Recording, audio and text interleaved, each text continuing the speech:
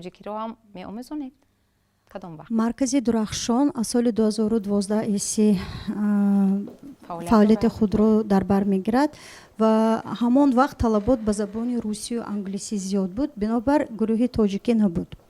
ولی سالهای آخر، من همین آخر سالهای 3 سال آخر من دیده ایستادم که والدین می آیند و میگویند که فرزند من گروه روسی زبان دولتی و عذاب کشیده است. معلم جان زبان دولتی و حرف قی و او و هی و جی تلفظ کرده نمیتواند. وقتی که طلبه صنف روس زبان دولتی شعر میخواند، خودی که یک مثلا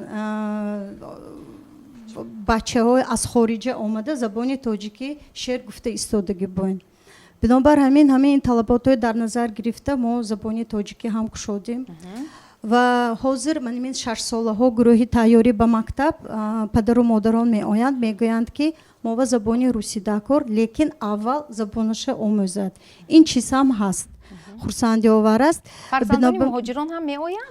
فرزندان مهاجران اساساً 3 ماهی من تعطیل می آیند. من از روسیه چند تاشون آمدند، یک چند نفر از امریکا آمده بودند، از آلمان آمدند.